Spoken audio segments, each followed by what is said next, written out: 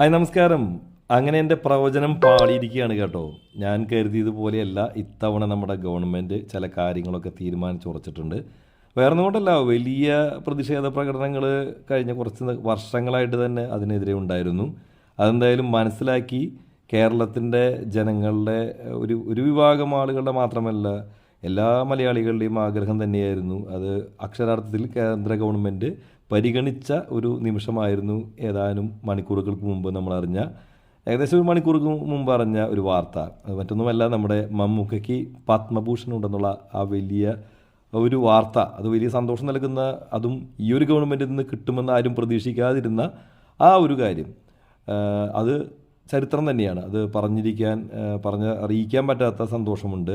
ഏതായാലും കേന്ദ്ര ഗവൺമെൻറ്റിൻ്റെ ഈ ഒരു തീരുമാനത്തിന് എന്തായാലും അവർ പ്രത്യേകം അഭിനന്ദിക്കേണ്ടതാണ്. കാരണം ഒരുപക്ഷെ ഇലക്ഷൻ അടുത്തതുകൊണ്ടായിരിക്കാം, എന്ത് കാരണം കൊണ്ടാണെങ്കിലും അർഹതപ്പെട്ട കൈകളിലേക്കാണ് ഈ ഒരു അംഗീകാരം കിട്ടുന്നത്.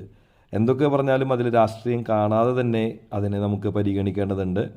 എന്തായാലും മോദിജി ചെയ്ത ഒരു നല്ല കാര്യമായിട്ട് തന്നെയാണ് ഞാനിതിനെ കാണുന്നത്. കാരണം ഈ ഏകദേശം 5-10 വർഷങ്ങളായി നമ്മളെല്ലാവരും പ്രതീക്ഷിക്കുന്നതാണ് ഇദ്ദേഹത്തിന്, മമ്മൂക്കയ്ക്ക് നല്ലൊരു പത്മ പുരസ്കാരം ലഭ്യമാകുന്നു. പത്മശ്രീ മുന്നേ കിട്ടിയിട്ടുണ്ടെങ്കിലും അത് മുന്നേ കാലത്ത് കിട്ടിയിട്ടുള്ളത് ഭരിക്കുന്നത് വാജ്പേയി ആയിരുന്നുവെങ്കിലും മുന്നത്തെ ഗവൺമെൻറ് മാർക്കിട്ട് വെച്ച, അല്ലെങ്കിൽ അവർ സെലക്ട് ചെയ്ത് വെച്ച ആളുകൾക്ക്, AK ഗുജറാളിൻ്റെ കാലത്ത് സെലക്ട് ചെയ്ത് വെച്ച ആ ഒരു സംഭവമാണ് പിന്നീട് അടൽ ബിഹാരി വാജ്പേയി വന്നപ്പോൾ അത് വിതരണം ചെയ്തത്. അങ്ങനെയായിരുന്നു. പക്ഷേ ഇത് ആദ്യമായിട്ടാണൊരു BJP ഗവൺമെൻറ് ഇത്തരത്തിൽ ഒരു എന്താ പറയുക, പത്മഭൂഷൺ മമ്മൂക്കയ്ക്ക് നൽകിയത്. കഴിഞ്ഞ വർഷവും അതുപോലെ പല വ്യക്തികൾക്ക് കിട്ടിയിട്ടുണ്ട്. ഏതായാലും മമ്മൂക്ക അതിന് ഡിസേർവ്ഡ് ആണെന്ന് നമുക്കറിയാം. അത് വൈകിയെന്ന് മാത്രമേ നമുക്ക് പറയാനുള്ളൂ. കുറച്ച് വർഷങ്ങൾക്ക് മുമ്പേ തന്നെ അദ്ദേഹത്തിന് കിട്ടേണ്ടതായിരുന്നു. ഏതായാലും ആ കാര്യത്തിൽ പ്രത്യേകം അഭിനന്ദനങ്ങൾ ഗവൺമെൻറ്റിന് നേരുകയാണ്. ഒപ്പം തന്നെ നമ്മുടെ മമ്മൂക്കയ്ക്ക് എല്ലാവിധ ആശംസകൾ നേരുകയാണ്. അങ്കമാലി ഡയറിയുടെ പ്രത്യേക ആശംസകൾ നേരുന്നു. ഒപ്പം തന്നെ ഈ സന്തോഷം നിങ്ങളുമായിട്ട് പങ്കുവയ്ക്കാൻ കഴിഞ്ഞത് അതിയായ സന്തോഷം അങ്കമാലി ഡയറിക്കുണ്ട്.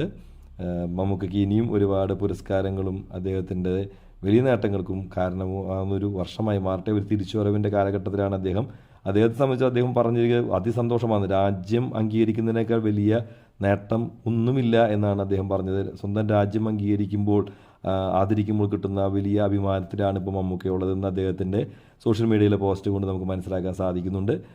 അതുതന്നെയാണ് എല്ലാ ആളുകൾക്കും, മലയാള സിനിമ സ്നേഹികൾക്കും ഇന്ത്യൻ സിനിമയിലെ മമ്മൂക്കയെ ഇഷ്ടപ്പെടുന്നവർക്കുമുള്ളത്.